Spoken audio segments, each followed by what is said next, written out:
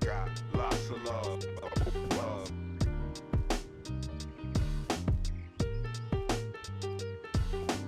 Got lots of love, love. Got lots of love, love.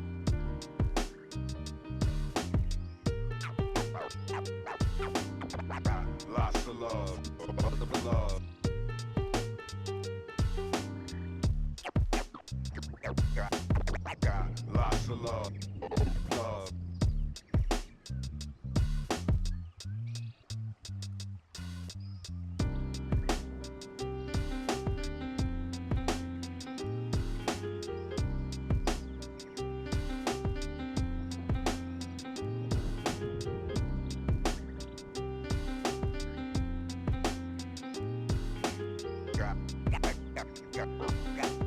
Got lots of love, love.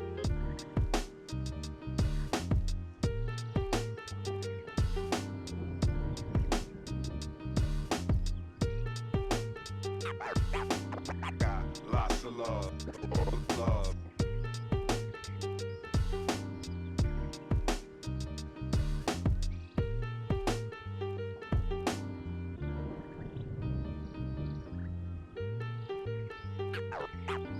Got lots of love, love.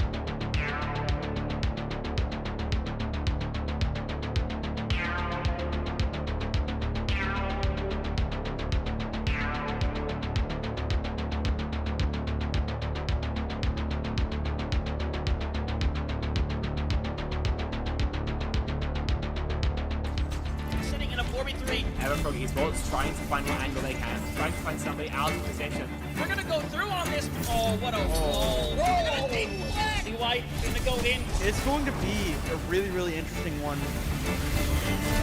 Oh my god.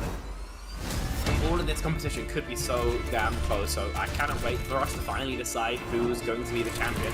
We are expecting some chaos, some great moments. A beast mode has killed 3. Only gonna really need that rampage, so it's gonna clear it out. Santi gonna get themselves a big old 4K. Oh. Santi getting rid of 3, clearing out the house. That is crazy.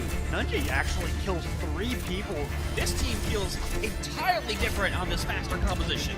Now Sagafor is hanging around, getting onto the high ground. Post bomb's gonna stick under Leaky. They're not gonna be able to survive it at the end of the day.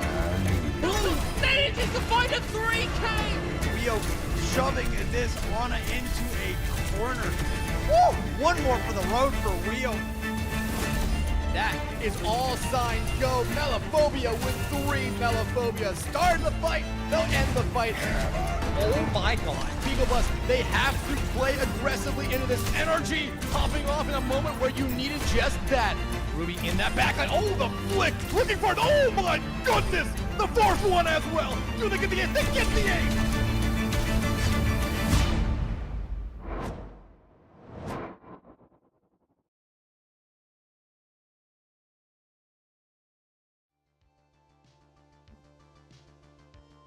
Welcome in, everybody, to Wednesday night CGL, this time playoffs edition. I hope everybody having a wonderful Wednesday night here. We have some open tier playoffs for you today. My name is Speedy, and I am joined here by Thoriumia. Thoriumia, how are we doing today? How are we feeling about finally being into playoffs for this season 15? I mean, it's been a long time coming for a lot of these teams, right? They're really having to slog through the previous set of matches, right, in order to qualify for this playoffs at the end of the day. And right now, as we've started with playoffs and started with a diamond match earlier today, we are now gonna close it off, at least for this Wednesday night, with a hopefully banger of an NA Open matchup between Retirement Home and Team Can't Climb.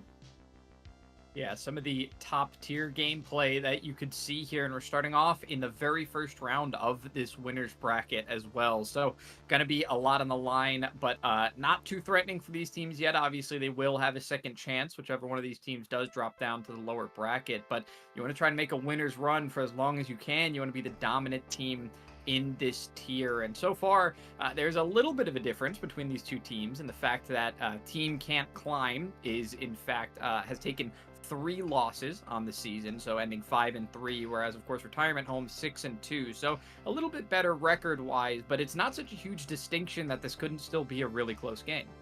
I mean, exactly right. And you know, if we look at it numbers wise, yes, Retirement Home may have that 6-2 win-loss ratio, but Team Can't Climb, one of their losses would inevitably a 3-2. So if this is a team that can keep things up and close, I think Retirement Home might have some run for their money as we take a look at the lineups for the two teams.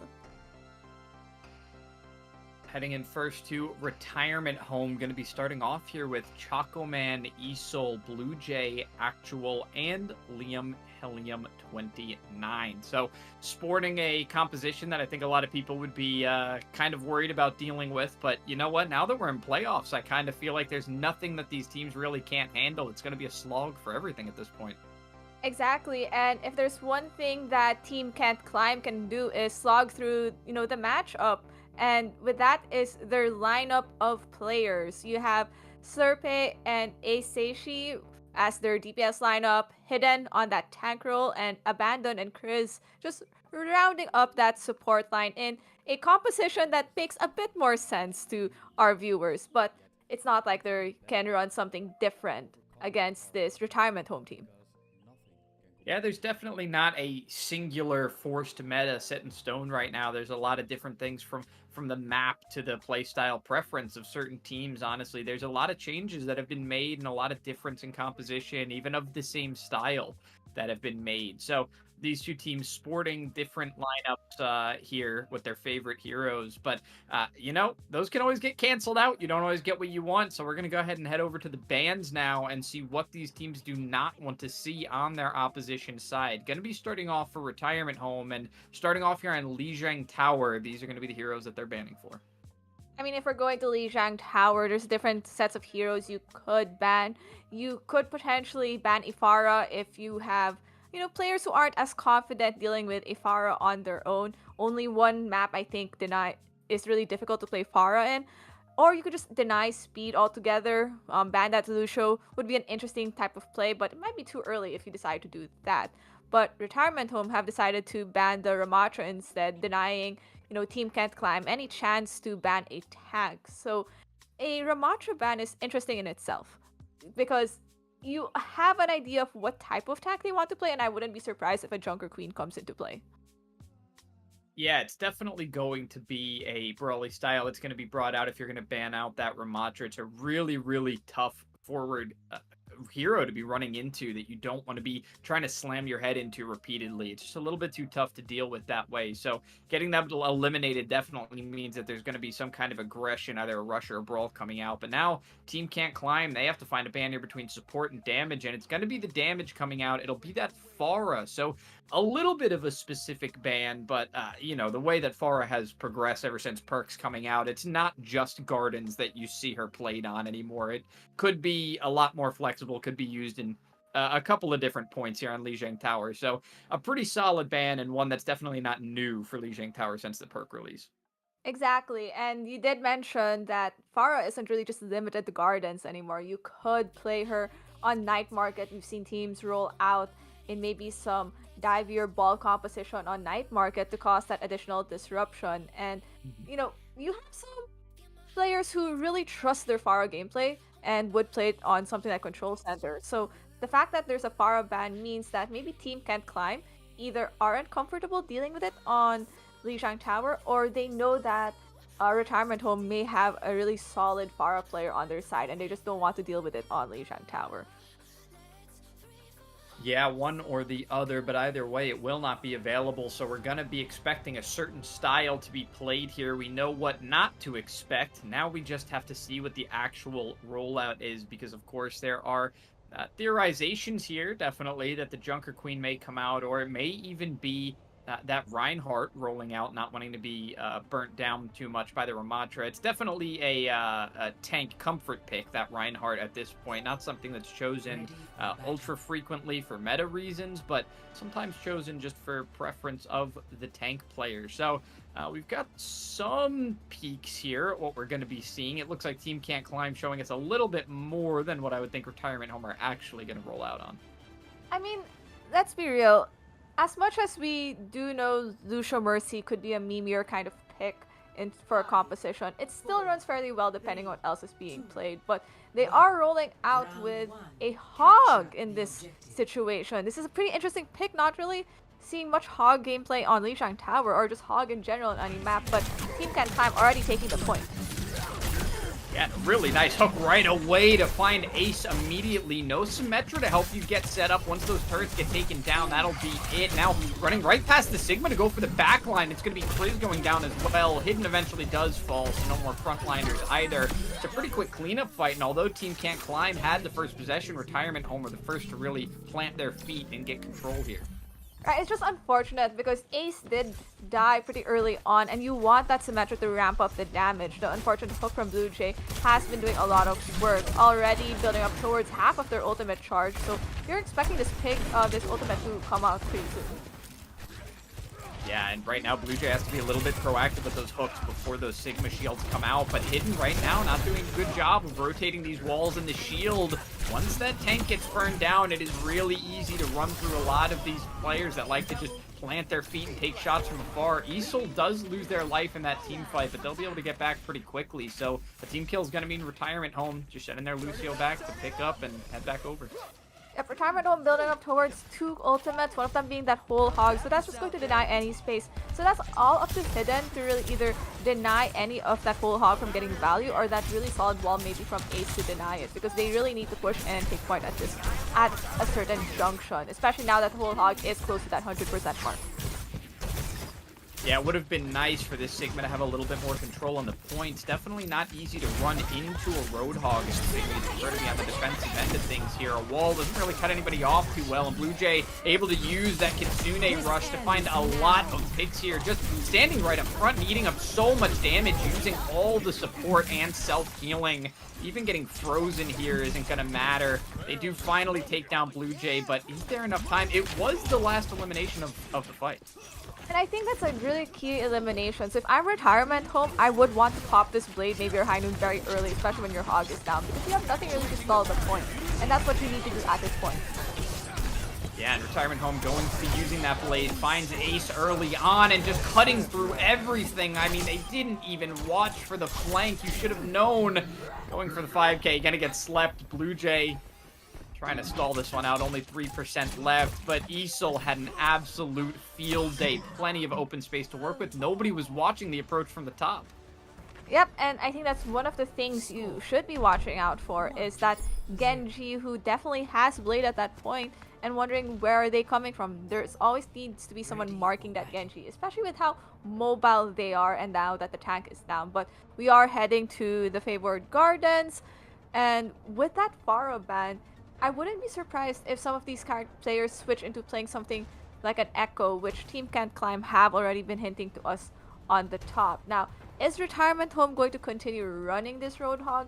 That remains to be seen, but with how solidly they took over Night Market the first time around, I wouldn't be surprised if they stick to it. I'm curious here, if Slurpee does make the swap onto the Echo, which it looks like they're going to now, I wonder if this is going to have as big of an impact as you would expect a Pharah to. It feels like a replacement pick to have a little bit of presence in the sky, but don't know if it'll be as effective. Hidden is going to find one early on, so it'll make things a lot easier for the DPS of Team Can't Climb, certainly. And it's a little bit of a retreat from Retirement Home. They're not full committing to this, so as the point gets ready to unlock, it does look like Team Can't Climb are going to be able to get their feet on and maybe get first control, as long as they don't give up too quickly. And nice little reflect from Isol, but it is some utility used. Abandoned way too far forward there. Luckily, Blue Jay falling off the map does even things up a little bit. You don't have that tank that you're so reliant on for this fight. A couple of different angles being pushed from Retirement Home here. Very close for Ace. Almost ends up off the map, but Team Can't Climb are able to stay steady, and you can see how much they rely on that Roadhog. Yep, exactly, because the composition really crumbles down, and the only reason they were able to survive that last point was because of the ultimates they had. Team Can't Climb, though, on that ultimate advantage with Hidden very close to that Sigma Flux, and really no answer to it at this given moment, except maybe that High Noon of Choco Man. Should he get caught in that Flux, that is going to be open damage to maybe pop up that High Noon.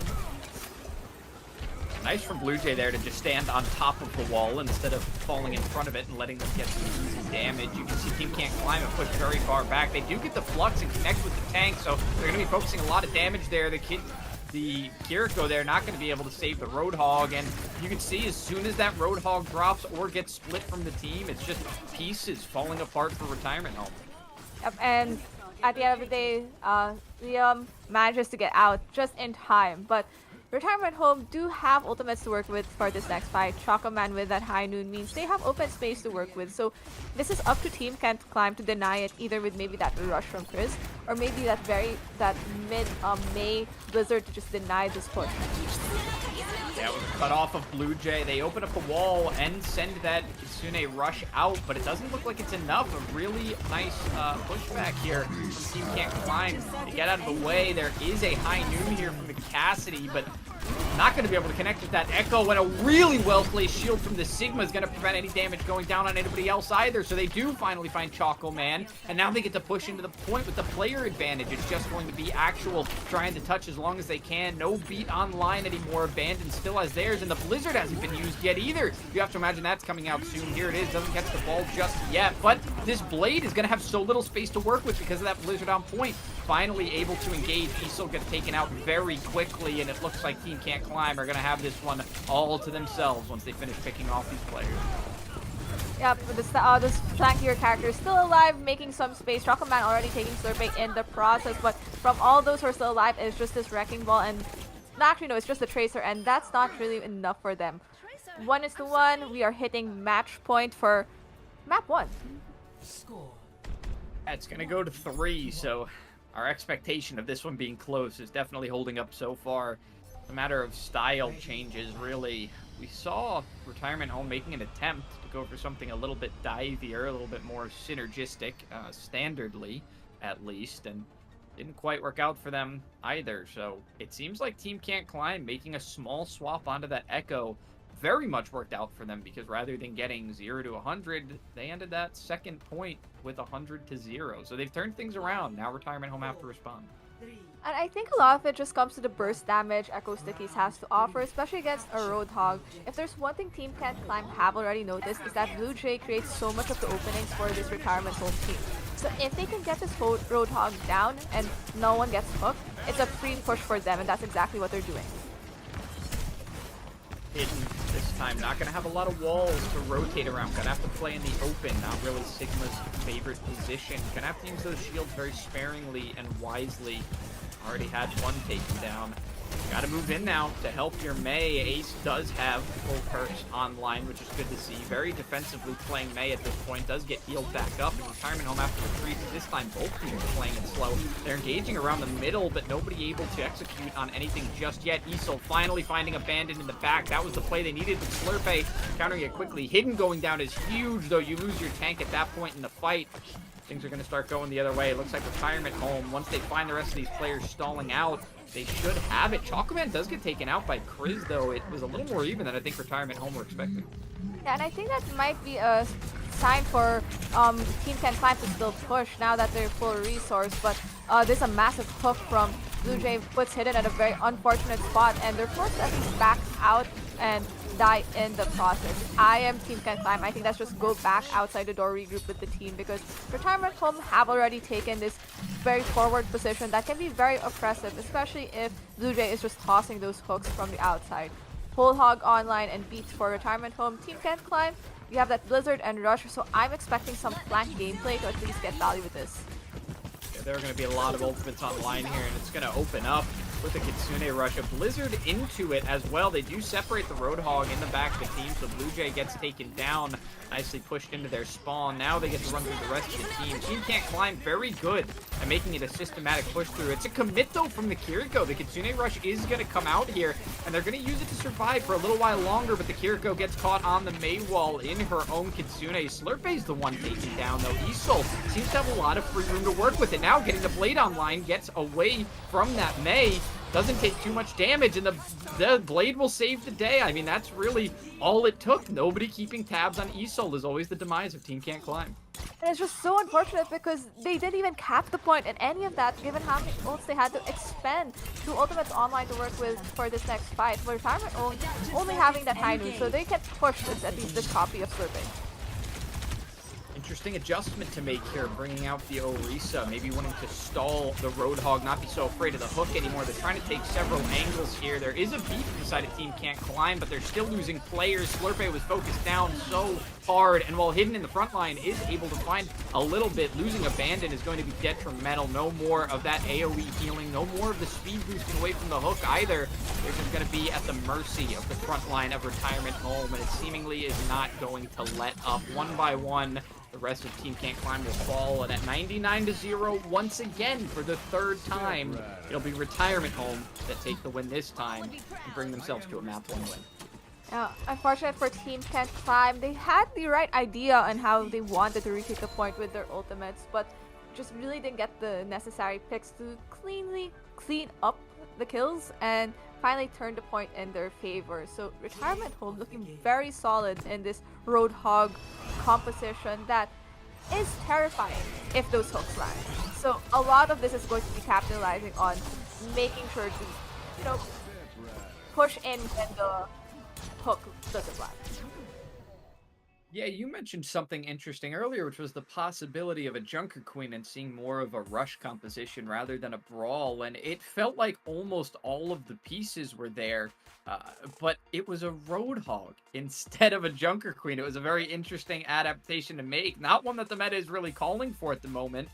Ana Brig is definitely still has prevalence in certain compositions, so it's a dangerous thing to run, something that can be adapted to, but never were any sort of antis really brought out there. So the Roadhog was able to hold so much presence on many of those points. And I think the reason that Gardens worked out so well for the likes of Team Can't Climb was probably because of the fact that the Sigma had so many walls to work with.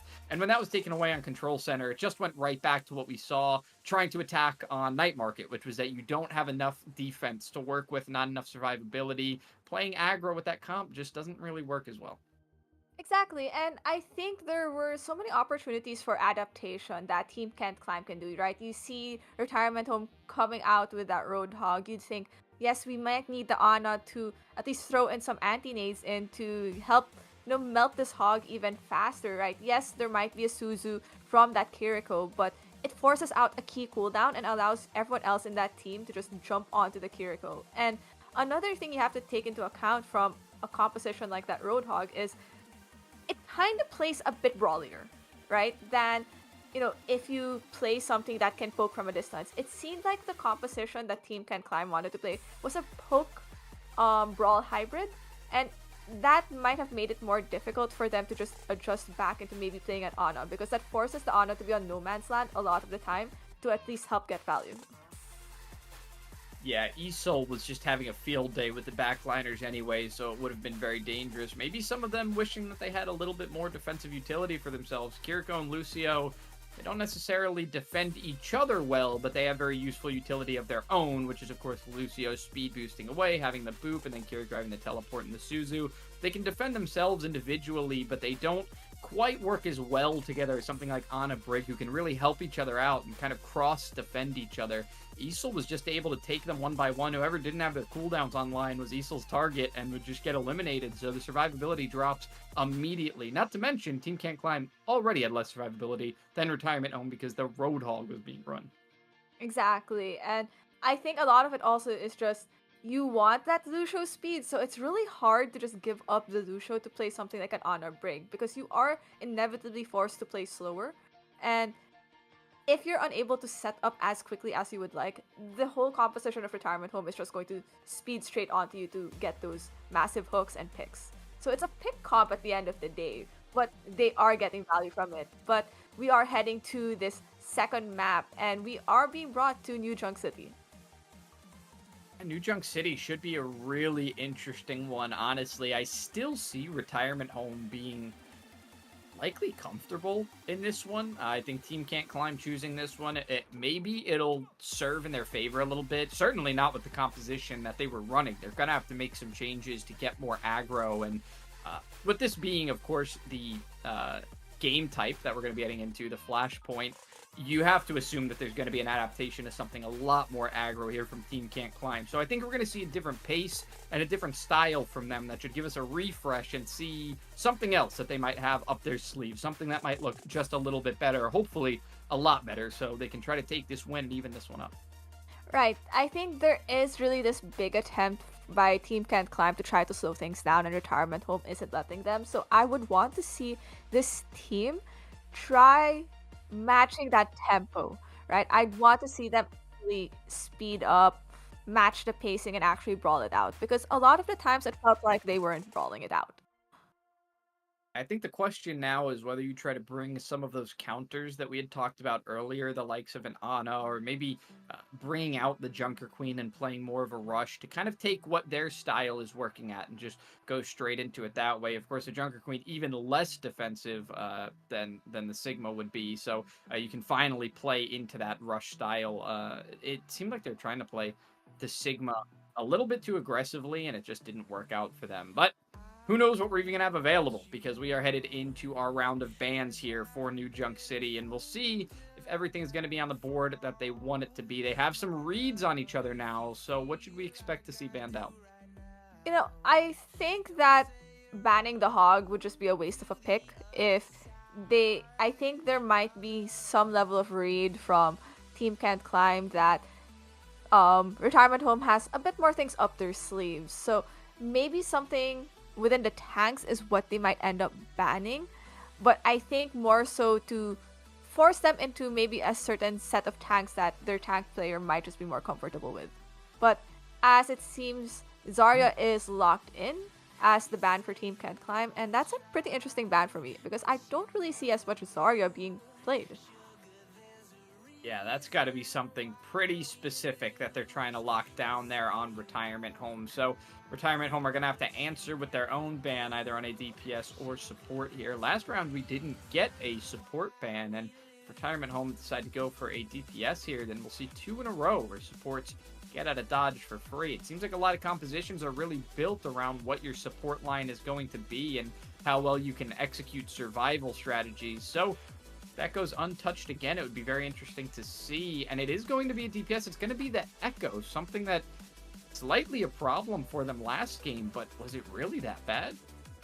I don't think it was that bad, but I think it forces down, if you're playing a Roadhog, it forces out the take a breather cooldown pretty quickly because those stickies do a lot of damage. And if that take a breather is forced out early by the Roadhog, that means that the Kiriko has to use Suzu pretty later on, because ideally you're trying to cycle those 2 cooldowns in order to keep the tank up. But we do have a substitution from the side of Team Can't Climb.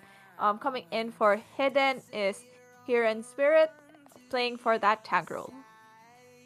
Yeah, well, listen, seeing that Roadhog right up front, that is, I'm concerned if they're trying to fight fire with fire here, and we're going to see something really interesting, but there's always the possibility that they're being brought in for another reason. We saw a hard lock on Sigma last round, so unlikely that we're going to be seeing that one again.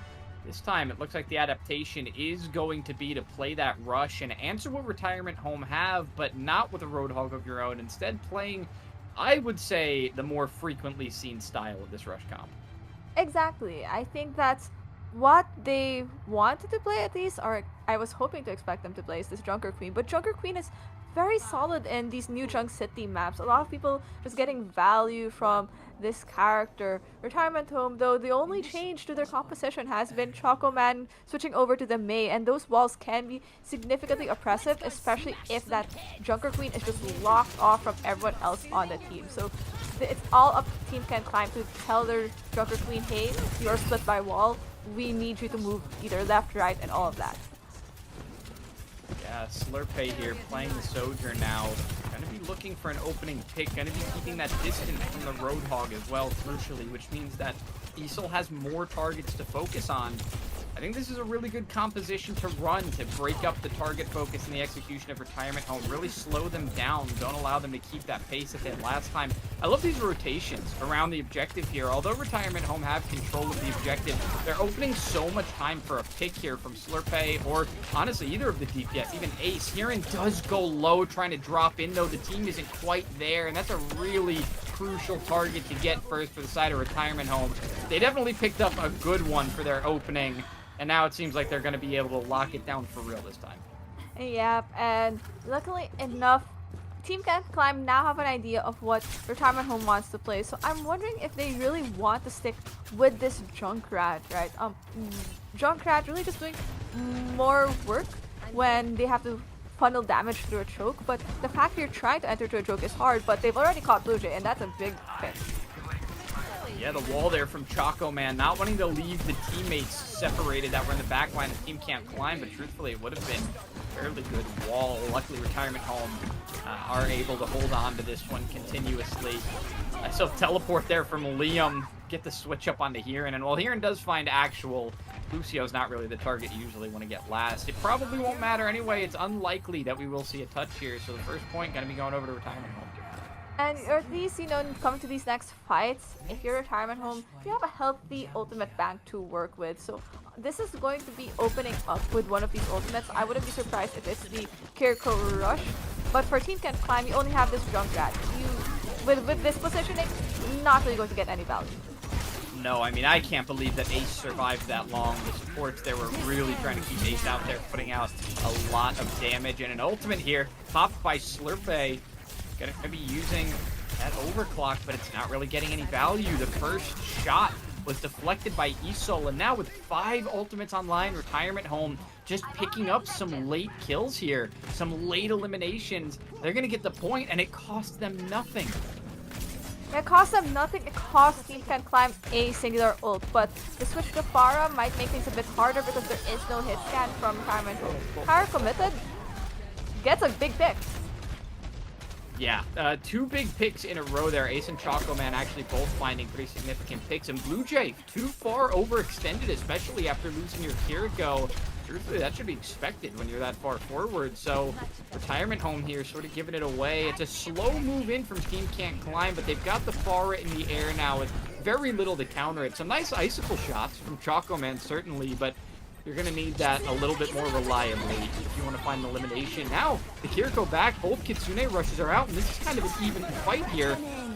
It is going to be the Junker Queen popping the ult, though, and getting taken down first, despite the Blizzard going down. Now, Torbjorn pulled into the Blizzard, and Retirement Home. They should have lost that one. What happened? Yeah, they should have lost it, but there's just smart backing up from Retirement Home at the end of the day, and they weren't able to pick out Choco Man at any point in time, but the point has already flipped, at least getting some kick percentage for Team Can Climb, but with a very low HP Pharah, there's not much you could do, especially with that point now finally flipping yet again. 2 players still alive from them. Blade still online, no ultimates to work with. This is going to be a Blade versus Beat kind of scenario. They do get a touch there, and Kieran has some pretty far forward presence. It is a beat dropping there from Actual. A little bit of that overhealing, and the Blade is out as well. A late beat from Abandoned, using it in a fight that's fairly lost already, and though no eliminations are found from Isol with the final blows, burning down that overshield from the beat was very, very helpful to cleaning up that fight quickly. So, no more touches from the side of Team Can't Climb, and Retirement Home still pushing this one forward, looking even more dominant than Game 1.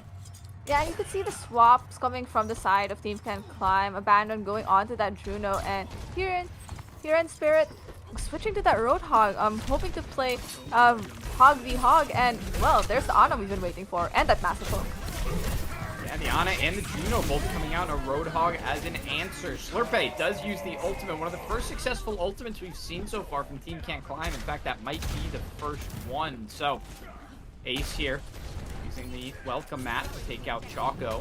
Not the player that you would expect to fall to a welcome mat, but the ultimates, both DPS ultimates used to pick up 2 eliminations. It's enough to slow down Retirement Home, and now they have to approach from a different angle. Yep, and if you're Retirement Home, you only have 1 ultimate to work with for this next fight. Maybe try building towards that Kiriko rush to let you enter into the fight, because really, Team Can't Climb has nothing to answer maybe to this whole hog. Really big separation there. Slurpee pushing the tank away from the rest of the team, so Frizz is able to find open shot on Choco Man. Not able to use any of that utility to keep themselves alive, so an early drop from them. The Kitsune rush is committed though, so clearly Retirement Home think they have something here. Unfortunately, they get countered by a little bit of a boob. Isol being pestering the backline as usual. Always found here taking out backliners. Gets enough damage onto the Juno for Liam to help them out for that elimination, but it may have been a little bit too slow because now Isol, one of the only players left. The team is split. They're focusing the Pharah, but that's not an easy one to focus. Kieran is going to pull him in, find that elimination. Team Can't Climb are going to almost push this one to 100. Yep, and this Roadhog adaptation with the Ana has been really impactful for Team Can't Climb. The anti-nade's really doing a number onto Retirement Home, but now Whole Hog online maybe he's denied the point.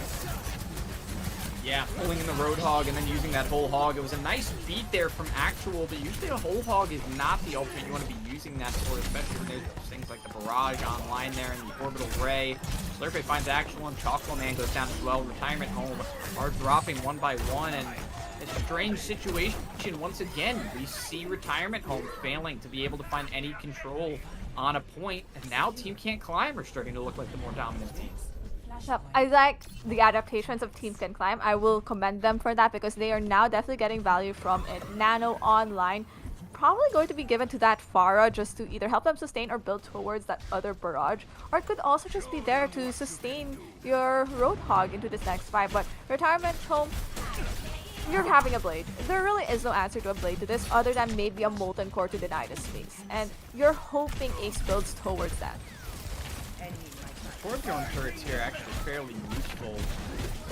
Being able to be placed where the Roadhog can't really reach them too easily. The Blizzard does go down, and the Roadhog's going to get caught in that, so it'll be a quick elimination onto here, and that's the first piece of the puzzle. We've seen that be the crucial point for Retirement Home before, and now this time it's Team Can't Climb who are relying heavily on that tank. Easel does go down, not able to pester the back line as much as usual. The Orbital Ray is committed by Team Can't Climb, so they think they still have something here, but Ace doesn't get to it in time to stay alive, so it's just the supports trying to hang around in it. They'll eventually take damage once it's gone, and Blue Jay does have to use the whole hog, but there's still plenty in the bank for Retirement Home. Yeah, and Retirement Home is just going to do a very set and standard combo. You come in with that Kiriko Rush Genji ultimate, that's going to do immense wonders, especially when there's nothing to deny it now that Abandon has used that Orbital Ray. Probably the only thing that may have helped deny it to an extent. Chris, though, still with that nano. Only one target can survive maybe a Genji break, so it's up to them to stay alive. We'll see what happens here with that mobile Pharah as well. Does end up popping the barrage, but gets taken down before they can find anybody. Easel here playing a little bit far back, hasn't approached that back line yet like we're used to seeing, despite the Kitsune rush being up. Putting damage into the front line. They want to build up percentage here. They know they have the player advantage. They can execute whenever they want. The blade is still there. The Nano's going to go on the Roadhog. Once again, Team Can't Climb, thinking that they can win this one. Frizz, of course, having the Nano boost as well. The blade does end up finding one, so that's abandoned down. And now Triz as well. It took some time, but eventually Easel did find that back line and finds the front liner too.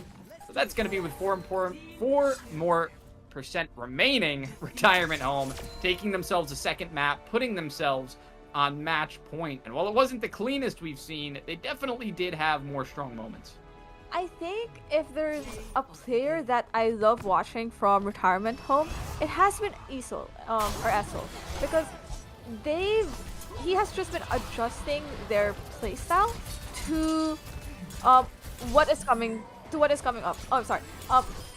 She's been adjusting to what type of counters Team Can't Climb have been coming out with and adjusting the playstyle, especially when to use that Genji play. She was holding it so well until she found an opening, and that was when the turret was down. That's when the Nano had been committed on the Roadhog, really just waiting and biding her time, and boom, every cooldown needed was gone. Went in, clean, sweep, that's it. That was done for map 2 going for them.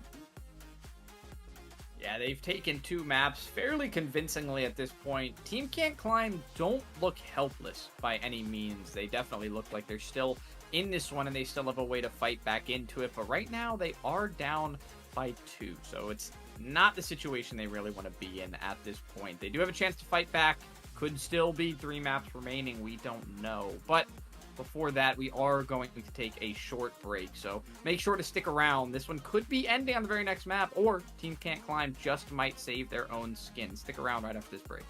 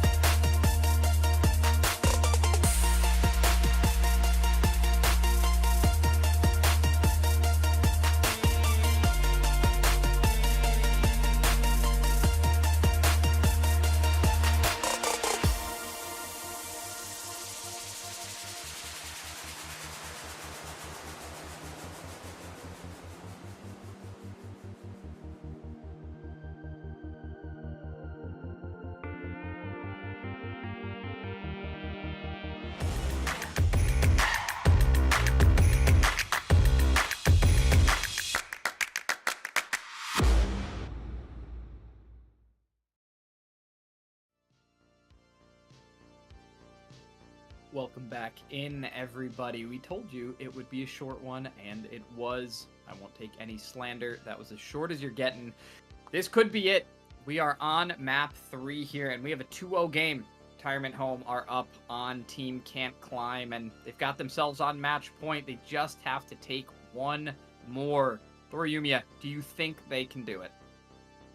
I think the only thing that would stop them is if Roadhog is played in a map that he's not viable, and if he happens to be not viable in that map, it really is still going to be Retirement Home proving us wrong again if it does work. So if there's one thing we have not seen today for this matchup, it has been anything related to dive or some iteration of dive. So if there's one thing we have to tell you is we are going to Numbani, the dreaded Numbani map.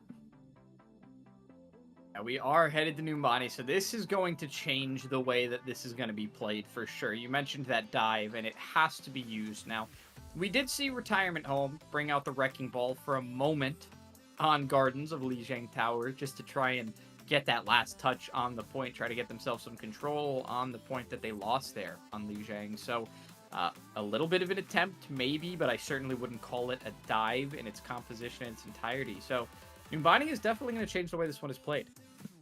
Yes, it would force Retirement Home to play with purpose in terms of their rotations. The rotations can get very oppressive. With Numbani, it's very cut and dry that you will expect an Ana one way or another because those anti-nades can do massive damage through a choke. If they're not playing that Ana, it's definitely going to be some iteration of maybe Kiri Lucio, but bans have already been selected by both of these teams. Yeah, those bans have been locked in, and we are going to see what they are now. It's going to be the Pharah from Retirement Home and the Zenyatta from Team Can't Climb. So both these teams definitely expecting dive in a little bit of different ways. What that is has certainly changed. There's a lot of strengths and weaknesses to certain heroes in the current state of the game. Zenyatta, of course, always, almost always having been a dive staple. That Discord Orb is just so helpful for eliminating targets quickly. And the Pharah going to be removing a lot of the high ground pressure, which is something that throughout the game, both teams have kind of wanted to see gone. Exactly, but that doesn't remove the Echo from the equation should they go it, but it definitely lessens the speed at which they can engage from that aerial damage, right? It's Echo not as consistent of burst or poke damage as a Pharah, so this is a solid pick of a ban from Retirement Home. The Zenyatta ban, though, is definitely also a solid ban because you want to deny anything that would further burst your characters as they are pushing through a choke. And if a team decides to run a Wrecking Ball, I wouldn't be surprised if it is with a Zenyatta, if it's not with a Kiri Lucio. So it'll be interesting to see what these two teams will be rolling out with at the end of the day.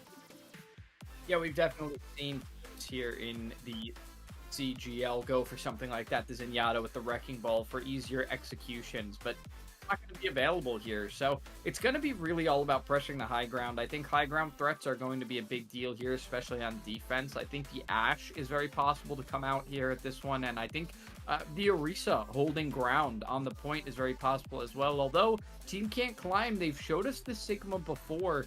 Holding a high ground choke point here on first of Numbani wouldn't really surprise me if they wanted to go with the Sigma. I'm just not sure how long it would work out for them. Right, and if you are running with that Sigma, your goal at the end of the day is really to control that high ground and force, the team of Retirement Home to go through those chokes and fight out that Sigma who has some level of brawling presence. And if the supports aren't really hard stacked on top of him either, that means they could just heal from a distance so he's perfectly healthy all the time. So that's going to be the challenge if Team Can't Climb decide to run the Sigma. There are definitely other options that you could run on Numbani, and at the end of the day, because that Numbani has been reworked in terms of the map design, I still also wouldn't be surprised if there's a Roadhog. Yeah, I mean, it is possible. We'll see what happens here, but there's going to be a substitution. Looks like Hidden is going to be coming right back in here. Our team Can't Climb. They're going to be relying on this tank player coming back in to help them get through this one. So we talked about that Sigma. Here's that player that pulled it out on Lijiang Tower. In fact, played it for the entirety of the map. So very possible that we could see it again here. We'll just have to wait and see what they're going to lock in. And of course, whether they're going to be starting on attack or defense will be very important here as well. Yep, and at least from what we're aware is that there have been no swaps inside, so the first team to attack is going to be Team Kent Climb. So Retirement Home's goal at the end of the day is really to set what is their win condition, because that is your, I guess, job essentially when you try to defend first. Whether defending first or attacking first, which is the right call, is really wholly dependent on the team at the end of the day, because for some teams they do prefer attacking first because they like setting their tempo and setting the condition that they want, you know, the defense to keep up with. So looking at what Retirement Home are coming out, I'm still not surprised that they are still running a Roadhog. Yeah, still bringing the Roadhog, and this time with an Ana Brig of their own. So something we talked about being a possible counter. Of course, Team Can't Climb here are going to run the Kiriko and Ana together. That anti-nade has already hit too from the side of Team Can't Climb, so they know about that. They know to be looking for the Ana in the back line. And now with this Cassidy up high as well, they can expect this one to be played from a distance for sure. These dives are going to be crucial, but so far it's got to be shut down. Kriz gets taken down early by Blue Jay. They're still going to play aggressive despite having a very ranged comp, and it pays off for them right off the bat. This D.Va going to be poking at the high ground, but can't really hold a presence without that Ana to heal. Yep, and a lot of it is because I know Team Can't Climb want to take this high ground, so the Ana is effectively set up, but I think just having the Ana Kiri with a Torb poking it out may not be the best decision, but now that Blue Jay is out of that high ground, that means free reign from them to push in, because there really is no one else contesting it. Yeah, you can see Slurpee trying to go for the high ground, but it seems like the team is a little bit behind there, so Team Can't Climb. They lose a player despite having a good push set up and a lot of space made.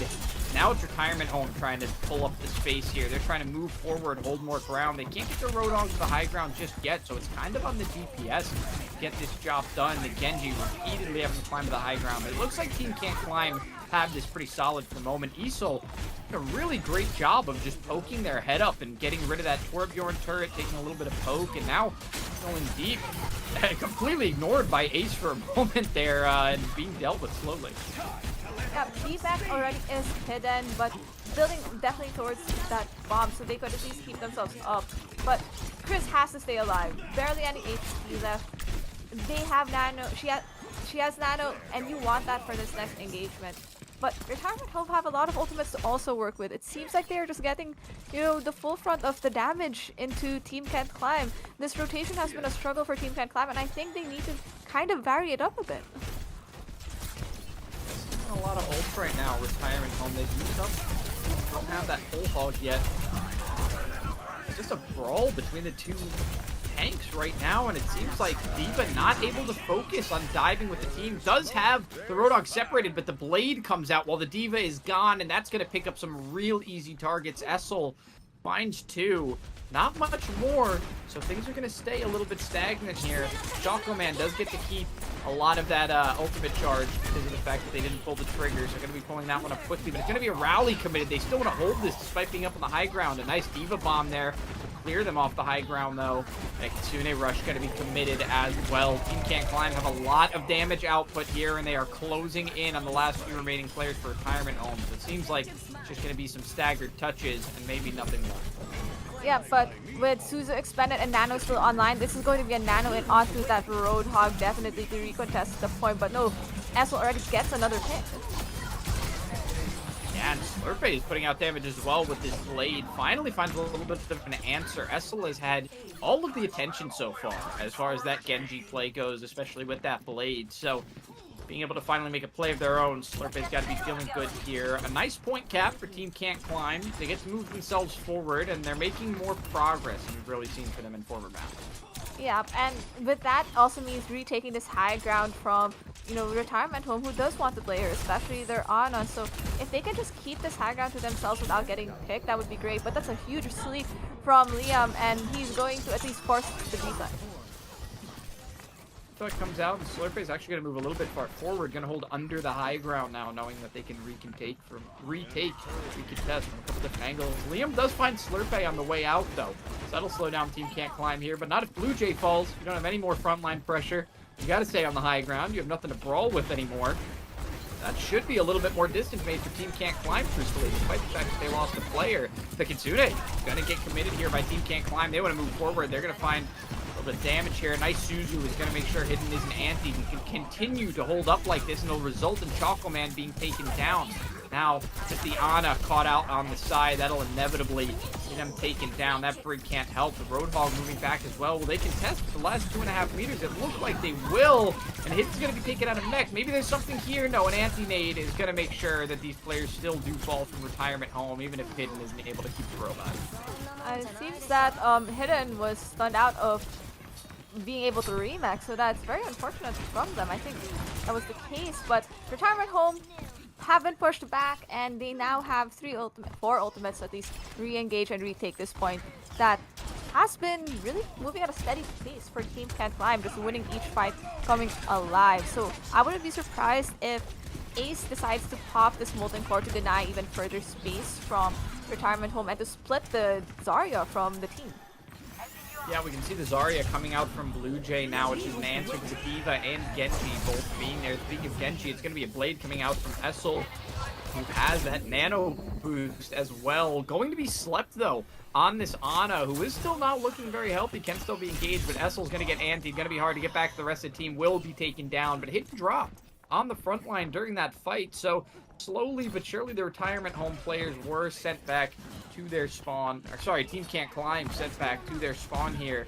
The retirement home were able to stabilize. Actually, a player caught out here. Yeah, and it looks like it's the Genji who has Blade will come in with a nano. Uh-oh, gonna be coming in with the nano. Is anti for a moment, but slept as well. The Genjis both unable to make their plays go very far this time around. Hidden finds actual, and Liam goes down as well. No more backliners for the side of retirement home. When they want to push into touch here, it's going to be one life for the next few moments. Hidden giving away a little bit of charge to the Zarya, but keeping up pressure as well. Now with Kitsune in a really good spot here at the end. Abandon is charging those up like there's no tomorrow. Choosing to burst down the bubble here and put out the D.Va bomb. It might be able to pick some up. Abandon is able to find the melee elimination before anything can happen anyway. Choco Man with a nice Deadeye, though. Can't hold this one by himself. Still does have the DPS teammate of Essel. It seems to be only Essel remaining. This Ana isn't going to be able to survive long, and maybe Essel goes down here, and finally, only a few players remaining, but Team Can't Climb do end up finishing the map with over a minute left on the clock. And that's how you can see how oppressive Numbani can be as a map, specifically that first point, right? You can get full held and potentially just get full held for that whole round, but once you burst through it, it becomes more manageable to actually push the cart forward and to potentially hit that third point. And that's what happened for Team Can't Climb when they managed to isolate Blue Jay, right? Even though it was unfortunate there were other 2 picks from, retirement home that resulted into like 2 players down for Team Can't Climb.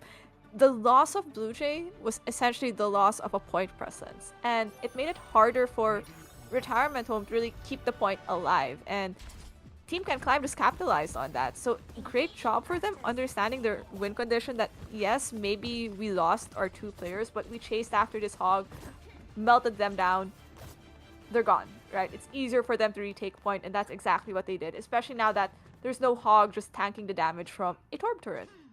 But I do like these adaptations from Team Can't Climb, and they're making it look like it's winnable. Retirement home, though, realizing that Team Can't Climb are playing this anti-hog kind of setup, have opted to play the Wrecking Ball instead. Yeah, they don't have that Zenyatta available to be played, but they're still going to commit with the common Lucio Kiriko here, so a very fast-moving composition that can execute really quickly. The likes of this Torbjorn and those backliners from Team Can't Climb definitely going to have to be careful about their positioning. They're sticking with the tank to get started, but that Tracer's already on point. Choco Man is going to take a lot of their attention really quickly. Going to be hard to hold some points as Tracer, some areas of the map because of Ace being on the Torb here, but the rest of the team was able to make a lot of space that we saw being taken early on by Team Can't, or taking a long time to be taken by Team Can't Climb on their own attack. So, retirement home here. I mean, it's a backliner taking down a backliner. First, some support's going down. Look at the D.Va out of mech as well. Really quick movement here. It seems like the attention was just a little bit too much on Choco Man. Too much easy space taken by retirement home, and that allowed for very, very easy dives. You talked about that first point being the most oppressive. Well, retirement home's already through it. Yep, and a lot of it just had to be really how the split of Team Can Climb was looking like. It seemed like everyone's attention was on different spaces and different fights, that no one was helping or enabling the other, but that's why they do pick onto the Kiriko of Retirement Home. Not really a huge loss considering the survivability of all these characters, but it definitely lessens the amount of hope coming from different angles. Liam is going to be able to teleport in pretty quickly, though. Blue Jay does find a really nice slam onto Abandon. The backliners go down first. That's something that Retirement Home are going to be looking to do a lot with this composition. Once you get those two supports in the back, you're going to be really free to just take the rest down. Hidden here, going to try to head off the map, and Blue Jay's going to say, let me help you out. Send her right off the ledge. So, almost closing in on the second point. There will be one more fight left before the second point, though. Yeah, well, but that huge stick onto... no, this is lost. Sorry. You think there's a fight? I don't think there's going to be a fight. Both of your supports are down, your Diva's still coming back from spawn, who has switched to a Wrecking Ball. You have to just give this up to Retirement Home. So, you hope to fight at this choke point of sorts, and maybe get a pick, but Blue Jay already with mines is just going to deny any further space, but that anti-hero, very huge. Yeah, Hidden wasn't even able to touch in time either. Swapped onto the Wrecking Ball and wasn't able to touch that objective, so couldn't stop it from crossing a line or even really stall it out. Just the team going to be hanging back here, but we can hear Blue Jay being anti-slept, but only after dropping the mines. Seems that's not a really safe area to hold back on. Gonna have to move up a little bit. Ace does seem to have a lot of free space to work with here. It's just amazing that Blue Jay was able to get out of that alive. Really would have thought they would have gone down. And now look how far Slurpee has pushed to try and find this Lucio and Tracer. I mean, this fight is happening so far from the actual objective. If you can pull them this far away, you're going to start making distance. And, I mean, look how much Retirement Home have. Yeah, Retirement Home has so much time, and the way they're playing this is they're trying to get two fights. Kiriko ult already committed by Liam to help create more space and seal this in, especially with that Molten Core committed by Ace. Yeah, more ultimates being committed as well, but none more impactful in this series than Essel's Blades. Essel is able to secure for another win, and it looks like a Wrecking Ball trying to retreat. That's never the position you want to be in as a Wrecking Ball. You have to get back and find a touch here. Still 2 meters left to go. A Tracer and a Wrecking Ball, both very mobile, able to move around that point, but as the rest of these players come in, the Lucio does drop the beat. Gonna give a lot of overhealing to Retirement Home here, and Hidden has put the mines all over the cart. Anyone who wants to engage is gonna have to take damage. If they want to do so, they're just barely finding ways to touch. Somehow, this cart not moving forward any. The Genji on top, holding it for now. They're just staggering in one by one, trying to touch. Those mines made it so hard for them to get any progress, and that turret is not making it easy for them either to move around. It's so hard to figure out what to focus down, but even with almost no players remaining, that cart just finally, it finally stops and moves back. Team Can Climb finally stopped the bleeding. They can sort of regain their momentum, but Blue Jay in turn now has his own mines, and that's also just going to deny the point from them, and that's exactly what they plan to do. Oh, Hayden absolutely crushing Liam there. Gonna be a nice way to slow them down. Essel does find Ace though. Nice opening there. You finally don't have to deal with that turret anymore. You can start to move around a little more. Abandon finds Essel. It's a big target. No blade online, so not as threatening as usual. Slurpee here being an absolute nuisance, though. Just slowing down Retirement Home. Finally finding some solid positions and angles to play from instead of needing to play the front line.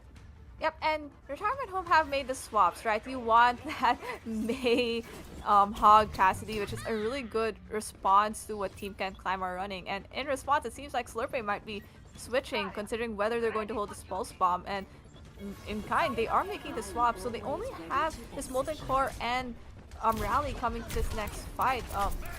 You want that Rally to stay alive, at least to sustain the team through, especially knowing that Retirement Home really don't have any ultimates to work with. Yeah, and Ace having this welcome mat as well is going to make things difficult for an approach now that you don't have the dive to be able to move quickly through it. There goes the welcome mat right onto the objective, but Ace is going to go down before even being able to use all of it. You can see there are only a few places where that lob actually landed in the right place, and Abandon's Rally as well going to be countered by being killed. Simple as that. This Echo being very evasive but not really able to hold point. So it's going to go down, and the rest of this space looks like it's going to be made There was a swap to the Venture for Ace to try and touch again, but with 2 minutes remaining, Retirement Home are finally going to be able to finish the map. It was a nice attempt by Team Can't Climb. They definitely cut some time off the clock, but in the end, we got to remember how point one went for both of these teams. Yeah, it was a tale of two different stories on how that first point attack worked. So this is going to be on really Team Can't Climb, most likely during their defense, figuring out, okay, which of these two compositions is Retirement Home running out with? Because Retirement Home has shown that they can adjust right away based on what Team Can't Climb is running. And Team Can't Climb have opted to stick to what worked for them, to at least get them through all 3 points of Numbani. Retirement Home stick to what helped them also finally close out their 3rd point. So this is going to be a battle of figuring out how to survive and at least get picks with these two different types of compositions. I'm not certain if it's going to work, but I actually kind of like what Retirement Home are going for here, saying that if Team Can't Climb want to push into them, they're going to have a lot of mobility to deal with, a lot of targets that they have to track, and not really a lot of time to do so, to hunt them all down. So it's going to be a little bit of a retake strategy here.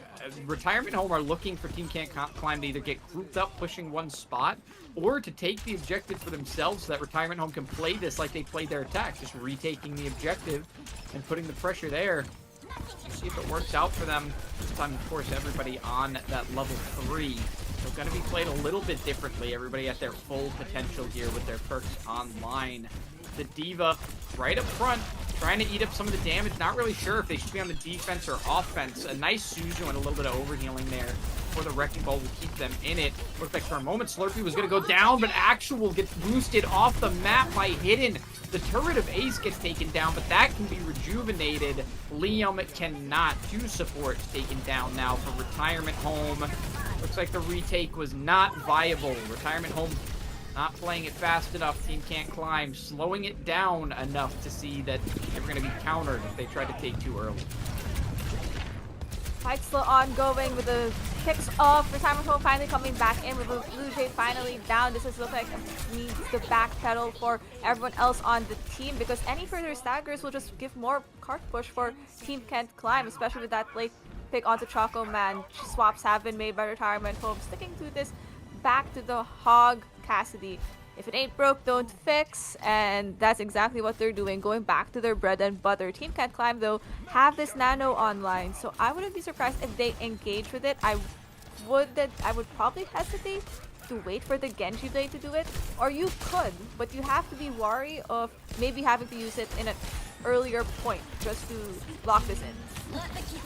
Yeah, quite a few ultimates online, and the first one is going to be that Kitsune rush from Abandon. They're chasing down Choco Man right now, but the supports kind of having to focus on each other means that the front line have to play slow. They don't get a lot done with that Kitsune rush. It was a great kite from Retirement Home. They're going to answer with a Kitsune of their own. Going to be a lot of pressure to keep up with. A nice Suzu there is going to keep the Roadhog alive, and now a Blade from Essel, the most effective ultimate we've seen so far, woken up after being slept. It could have been very effective, but instead, Essel going to be able to not only stay alive, but find some eliminations. They're going to clean up the tank here, and while it wasn't as solid as their first hold, Retirement Home, they do close it out somewhat quickly. So unfortunate, because that was just such a huge sleep from Chris, and the unfortunate story of it all was the fact that there was also a Molten Core, and the slept body of Essel ended up landing on the Molten Core, waking her up. So just an unfortunate tale of events, right? It could have been big, it could have been massive for Team Can't Climb, just luck was on Essel's side at the end of the day. So great job by at least Team Can't Climb for not being stuffed at the first point of Numbani, and where they essentially ended the cart isn't a bad spot either, because that specific corner of Numbani can still be defended from a high ground. So there's more poke that you could at least rein in from the high ground. Yeah, definitely still a chance here. Team Can't Climb have set themselves a decent win condition. Just gonna have to solidify a better defense here. It seems like they figured out Retirement's home composition by the end of their first defense. However, they didn't have a lot of time to play stable, to play solid in this position, unmoving and very consistent. It's a different setup this time with a lot of focus going the way of that high ground entry, that high ground choke point, which isn't really where all of the focus from the side of Retirement Home went last time. So a lot committed to something that we're not sure if it's really going to work. Yeah, but I think they should at least have learned from the previous attack that how Retirement Home want to play, and that's exactly how Hidden has already made some adjustments. Yeah, he's trying to go in and be a little bit proactive, but eventually has to fall back to help the rest of the team. It pays off because Blue Jay does end up going down. It's a really big target to find first. Now a lot of these high grounders going really low, but nobody for Team Can't Climb going down. Slurpee does find themselves eliminated late. A nice shot from Liam there. You definitely fall back and try to play this slow, but instead Actual is going to try to engage as they get their Wrecking Ball back. Still a chance here for both teams to hold. Another nice anti and sleep onto the Wrecking Ball, but Essel coming in to save the day, deflecting a lot of those shots. Choco Man can't help out with this dive anymore, but if you can take out targets one by one, you can get your players to stagger in with a bit of a spawn advantage. So much attention in the backline here has given half of the objective already to Retirement. And we got our mandatory hammer kill for the day of Ace managing to get a sneaky hammer in onto Essel, sending some form of message. Team Can Climb, though, have been sending a message that they can match up 3 ultimates to work with, while Retirement Home are still building towards their closest one, which has been Essel's blade, and those have been huge. So this is all going to be on Team Can Climb to figure out, okay, can we melt down this Genji right away? Or how are we going to deny this? Because I think one way to do it is really to pop that rally pretty early. I think we should expect that rally, the sleep, the anti, everything to be committed the way of that blade. That blade's going to go on early. It is an anti early on, and the rally is going to stun Essel. They shut down the most effective ultimate that we have seen in this match so far. That should be the beginning of the end, but Blue Jay does catch a ban, and Slurpee goes down as well. You lose a lot of your offensive pressure, losing your Brig and Genji. Actual isn't really able to get a spot to touch here, and Tracer can't either, so it's a little bit staggered out. Blue Jay does have the beat advantage here. Gonna have a little bit of that overhealing. The Venture's coming in, gonna be playing a little bit of the stall game. Still a chance here for Retirement Home, but some pretty effective eliminations coming out from Team Can't Climb. Bomb there. Finds more space. Still touching, but that will finally be it. That'll be the last elimination needed. Retirement Home are not able to close out the game just yet. Team Can't Climb will put a map on the board for themselves and keep themselves in it for a map 4. Yep, Team Can't Climb are defying their team name by trying to climb out of this, 2-0 situation by turning it to a 2-1. This is the only way up for them to turn things around. Maybe a reverse sweeps in order, but one way or another, they have at least figured out that dive might be the answer to resolving the issues that they're running into against Retirement Home.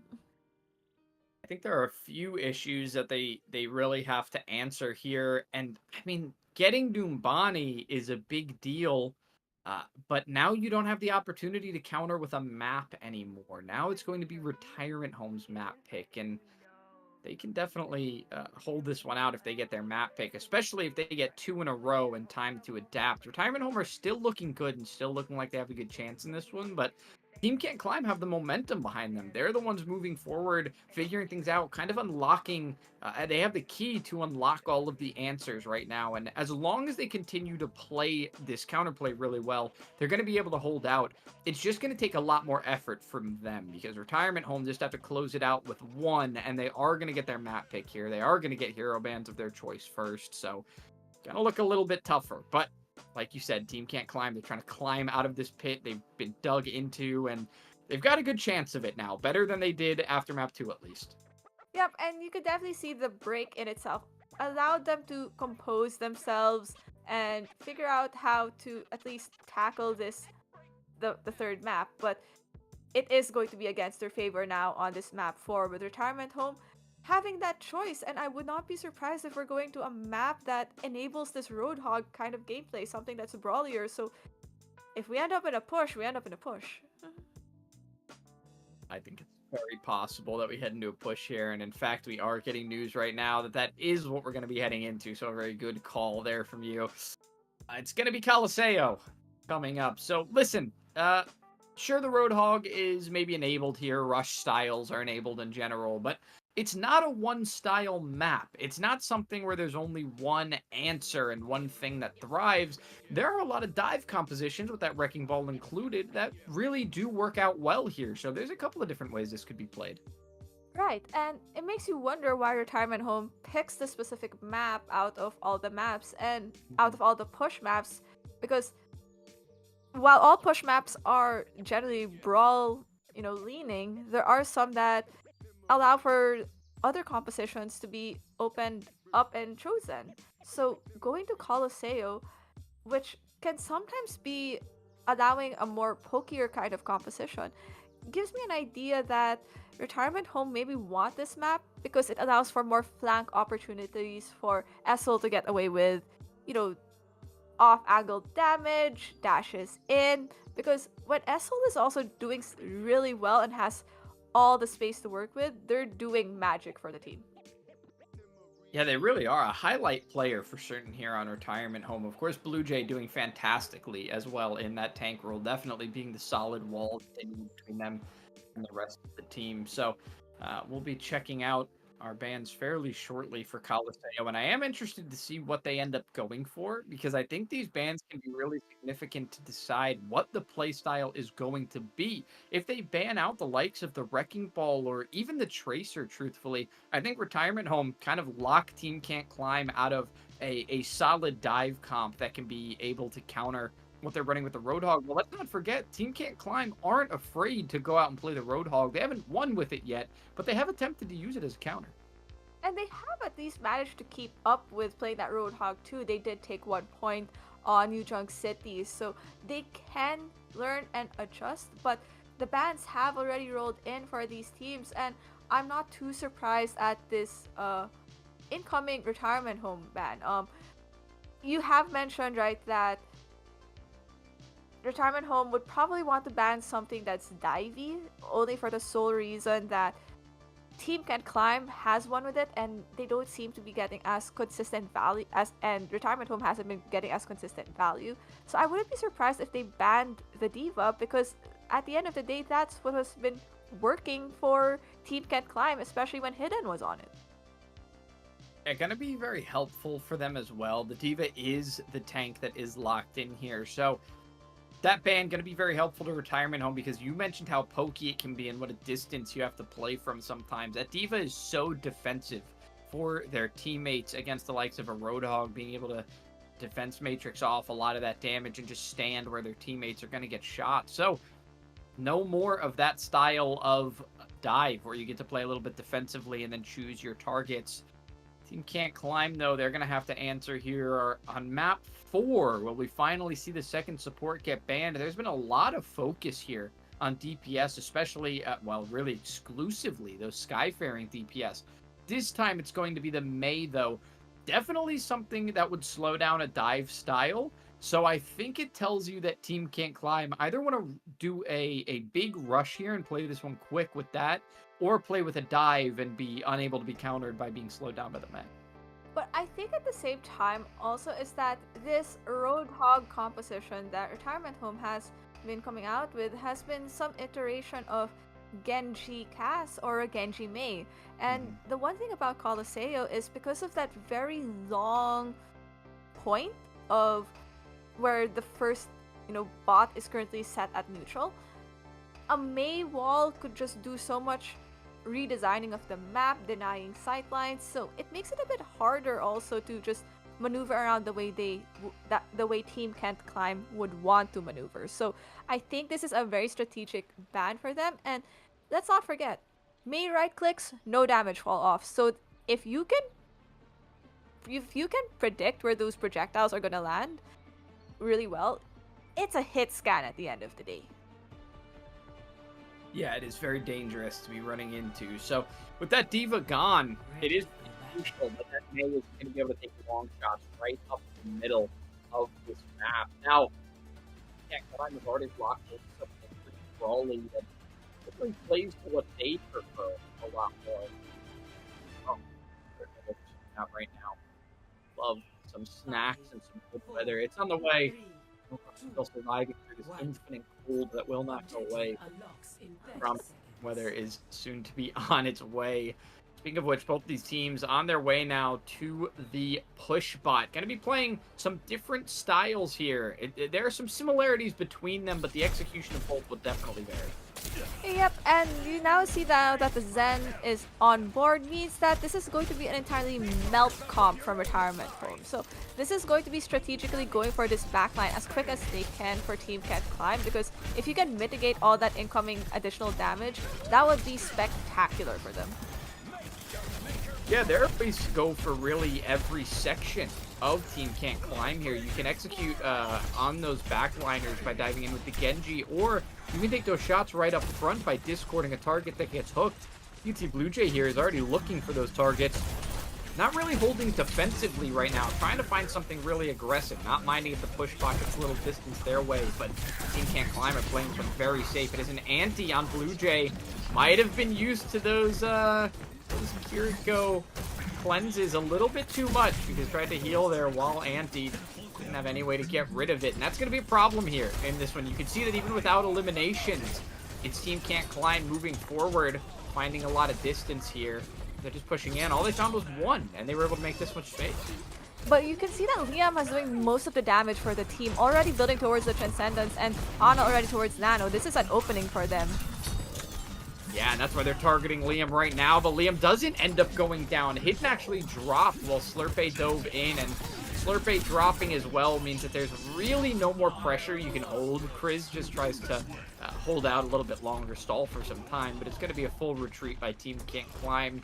A nice stabilization, but I mean, at least Team Can't Climb had that opening pick and the opening distance. We just need to see a little more of it. Yep, and they now at least have that Nano to work with, probably waiting for Essel to build towards a Genji Blade, but Liam with Transcendence would allow for at least a sustain or at least an aggressive push in, especially if Nano has already been committed by Kriz, which, you know, had landed on top of that.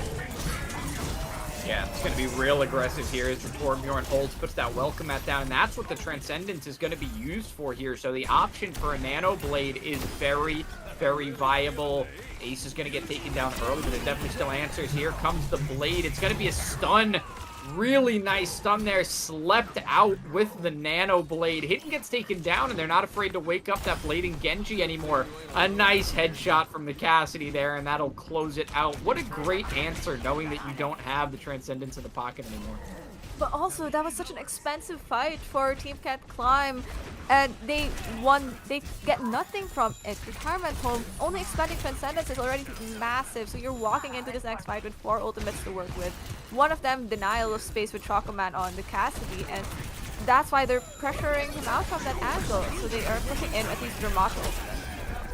Yeah, an interesting orbital ray there off of the high ground. It's very back and forth between these teams. Some ultimates committed from Retirement Home. They get a lot out of their Nano Blade, but it doesn't stay quite as even of a fight as they would have liked it to. In fact, Retirement Home right now pulling back, knowing they don't have this respawn advantage. Their Genji may just barely survive. Essel is at so many great plays. Is survivability going to be another one of them? Yes. Does not lose that last 1 HP and will make it back to the team. So they'll be able to contest in the mid here. Oh gosh, that's so unfortunate for Hidden. Hidden, you need to aim, you need to track. That's so unfortunate. That's a Genji down would have been so much space for your squishier backline. Now that Abandon has also switched to the Zenyatta, Ramacha ultimate online, and nothing really to contest it except maybe a High Noon or a Whole Hog. But Whole Hog already committed. Genji would have been the perfect target to find there. Blue Jay using that Whole Hog, holding behind the wall, not wanting to eat up too much damage. Finally, they take down Hidden with the Deadeye there. Blue Jay ends up dropping, though, and so does Essel. So it seems like that was a really well-placed welcome mat that just split up the entire team. It didn't even necessarily need to do damage to be effective.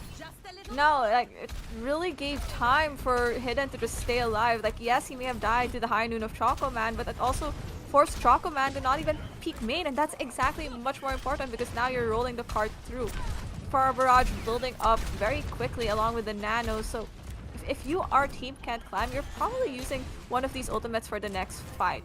maybe hopefully to either melt Liam right away or maybe to force out that Transcendence for an even bigger play. Interesting rotation here from Team Can't Climb. They're going to go ahead and give a little bit of control of the push bot so that they can recontest the mid here. They've rotated out too, and they do still have the push bot in their favor. They're able to play this angle through the arches. No more glass in those arches. You do have to watch a lot of different entry points. It's early damage going out on that Ramatra, who does get stuck in place as well for a moment, just blocking up. Slurpee finds an elimination onto Choco fairly early. A nice counter for that Pharah, already out of the picture thanks to that barrage. That's all the barrage really finds. UJ does go down, though. The Transcendence doesn't come in time to save, and it seems like just hovering a little bit too much there, Zen. Yeah, and I see now the value, at least the value of that hover really works well with the Transcendence, but with your Roadhog dead, it really doesn't do much. Shield given, just to keep the supports alive, but if you're Retirement Home, you still have that Nano and a Blade to work with. So Nano Blade combo is coming in, and if you're Abandoned, you're hoping to keep at least most of everyone alive as you try to melt that Genji, because Nano Blade still is going to eat through a Transcendence. Way Team Can't Climb are playing this one fairly slow as well. They know they have the advantage and they've reached that halfway point, so the butt scratch mode is already over, whereas Retirement Home, if they make it all the way to the halfway point, they still have to wait on that butt scratch. That's an early Transcendence. You have to think the threat from Essel's Blade is the reason that one came out early, but Blue Jay still able to pull Ace into being eliminated, caught way out of position, should have regrouped with the team. So, although the Transcendence came, oh no! Middle from Hidden! It was just too much damage. That fight should have been considered over. Okay, you know what's crazy? Is because Liam did most of that damage for most of them, he had just used Transcendence the previous fight. He is now 3/4 of the way back. So they're going into this next fight with 3 ultimates to work with. Sorry, actual. I forgot to take note of that. Thank you for sending the message. But Team Can't Climb though will only have 1 to work with. You have that Molten Core that Matt is going to deny space, and I think that's what you need, and that at least forces everyone else from Retirement Home to go back, considering actual died pretty early in the fight they wanted to have. Alright, so it looks like it's a little bit different than what I thought. The Team Can't Climb never did reach butt scratch mode. They were actually 1 meter off from doing so. So now we're in the situation that I had mentioned last push, but instead in the favor of Retirement Home. The Deadeye gonna be popped here to zone a lot of players out. That Torbjorn, not gonna be afraid to peek, almost loses their life for it, but does manage to stay alive. So it's a wasted Deadeye there. Blue Jay having a difficult time finding a place to hold. That shield is up. Once it drops, this whole hog is available to be used. Could disrupt a lot of the team. Still trying to find that hook. The Transcendence going to be used really aggressively here. The team's going to push up. Retirement Home taking a lot of space. They're not finding anything. The Sojourn getting dove on uses a very defensive repulsor. And honestly, it's just a solid hold here from Team Can't Climb. Yeah, but not so much when Chocoman is landing those shots with the help of a Discord. Both Nanos online for both teams, and I'm struggling to see an opening for Team Can't Climb to deny this, especially as Retirement Home are just getting the picks left and right. Nano Blade's going to be online pretty soon again for Retirement Home, and it's looking like a disaster for Team Can't Climb as of the moment. Not a lot of time to make this work. Torbjorn caught out again. What a body block from Blue Jay, but still does lose their life for it. That's not great for this push. You would have liked to be able to take more space and have Blue Jay hold further forward. Instead, you're just going to be able to get a few more meters. Once you see those players, you probably get out, and that's what Essel's going to do. Use that slash to get out to the mid. So a nice rotation for Retirement Home, but and you wish you could have got more. Essel's still in a really kind of a desperate position. Has to get out using anything necessary, and Liam's going to drop. Looks like a couple of these players can get caught out from both sides. Yep, and just really at the end of the day, that might have been a slight overextension from Team Can't Climb. Nanoblade still online for Retirement Home, and it's looking pretty dire. Team Can't Climb, though, still have the Transcendence. And if you're Abandoned, you want to hold it for that Nanoblade, or at least just the blade in itself, because that's going to be the dire situation. Never mind, a kill instead, or a huge anti is just going to deny it. So that means so much space for Team Can't Climb to push forward. but how much time do you still have to work with here? It's only 30 seconds remaining. You have to get so much done, and Ramattra just getting yoinked in, disappearing at the speed of light. That got dangerous fast. Team Can't Climb. They can't afford to lose somebody like that, especially with Retirement now having so many ultimates online right now. Team Can't Climb do have the answers to it, but if Abandon goes down early here, they won't have enough. It's really close for Abandon. Doesn't have support because Chris is focused on the rest of the team. Here's the Nano Blade coming in, countered out by that Transcendence. Hidden, able to get a lot of work done with damage in the meantime. Now that Transcendence gone, still one available on the other side. Liam holds out the last of theirs. Few ults still on the board. We'll see if they get used. Players dropping from the side of Retirement Home. Team Can't Climb know that they can't use any more of those yet, but Abandoned drops. That's going to be a great late kill to get. And Chris as well, no backline.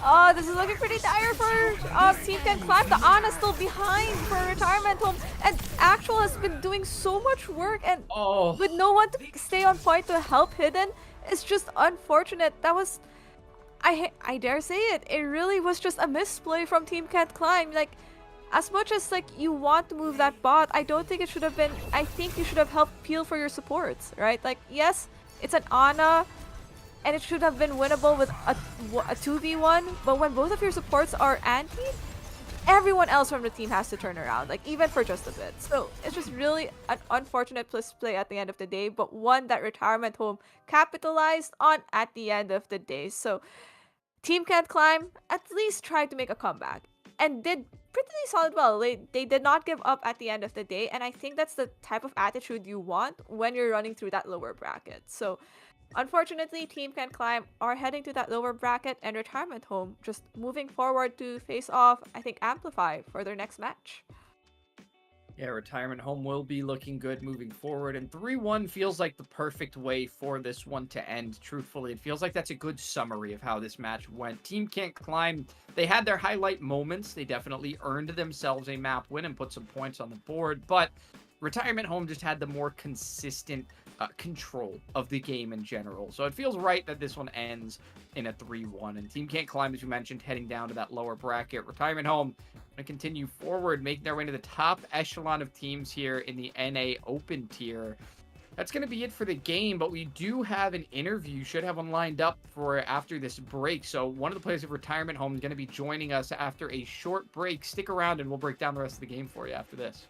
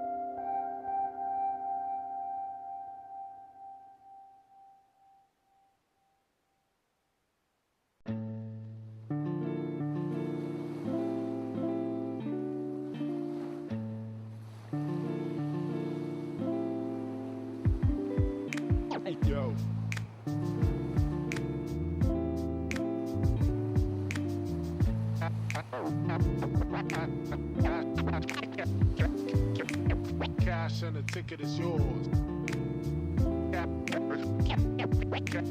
Cash and the ticket is yours.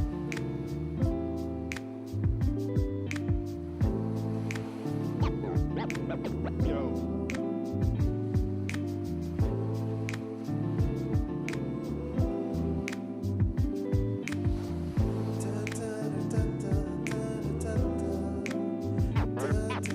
Cash and the ticket is yours.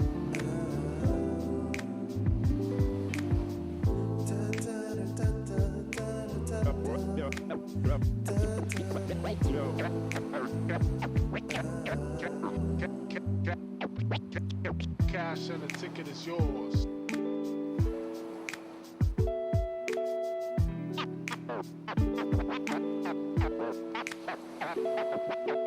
Cash and the ticket is yours.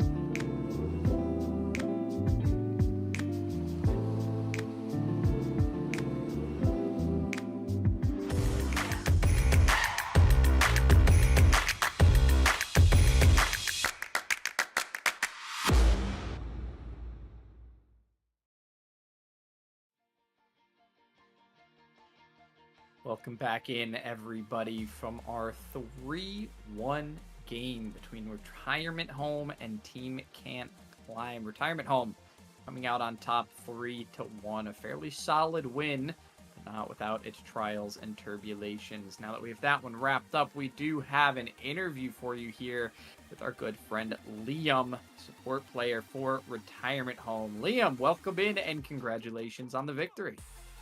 Thank you, thank you. How you guys feeling after that match? Oh, I mean, we're feeling good. We're a for-fun team, so we had fun, and that's the point. So, definitely enjoyable match. Yeah, that's perfect. That's a great way to start it off. Definitely. I mean, you guys have a win in playoff, so clearly it's fun and a little bit extra at this point, right? So yeah. We want to try, but sometimes trying is fun too. Of course. Well, you guys are going to have a lot of tough teams up ahead that you're certainly going to have to try for. But first and foremost, I'm just curious, who are you guys looking forward to facing in the next round? I can't remember who we're directly up against. I don't remember. But I do know that our nemesis from Group 4, Agave Foxtails, we'll definitely be seeing them if we keep winning. So that's the target for us. And it seems like it might be a long climb to get there because you two are on opposite sides of the bracket. So if you do manage to face up against each other, it's going to be on something like a grand final. So let's, hope we see you there. But I would want to know what, as a for fun team, how do you keep the energy up, at least through some of these like map losses? Because I've seen a couple of, at least your previous matches, they've also been solid 3-0s. This is one of the few times where it's, they almost had you, at least for one of the maps. One of the biggest strengths for our team is being able to just reset our mental if ever we're getting tilted. So, like on Numbani, we were down a lot, but then we flipped sides and then we reset our mental and we got to third with 5 minutes on the clock. So it's like we just reset our mental and then play our game again. Just gotta reset the tempo sometimes. And then we ended up still losing Numbani, but we came back to the next map, right? We just locked in and ran it back. So.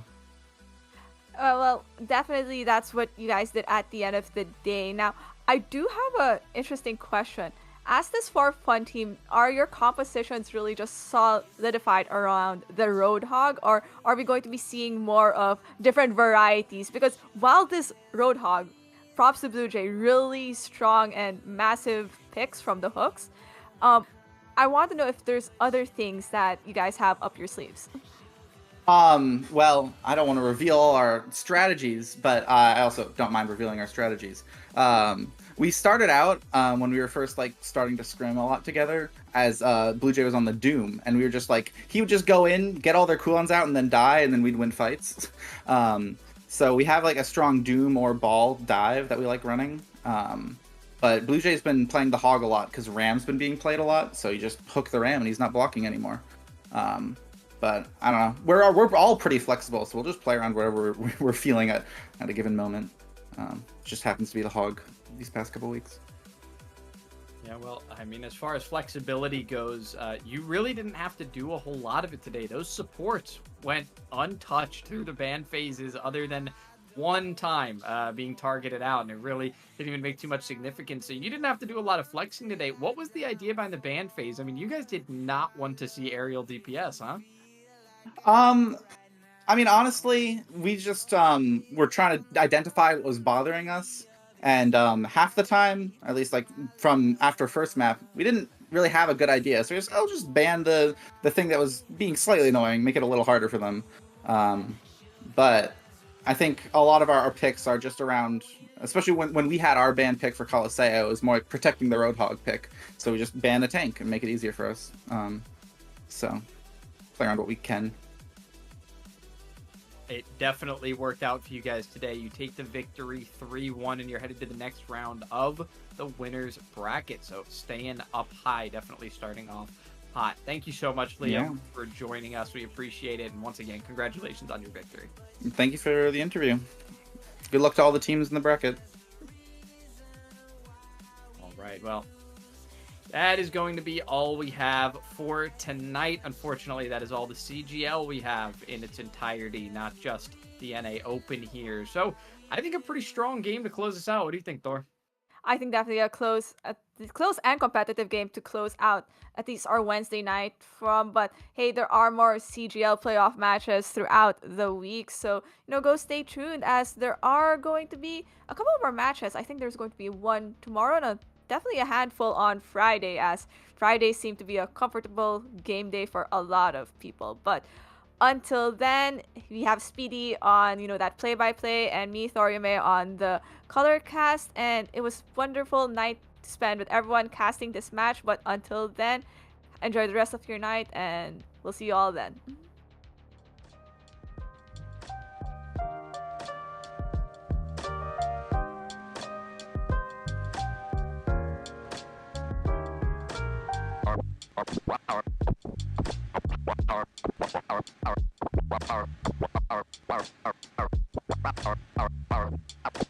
Carpe diem.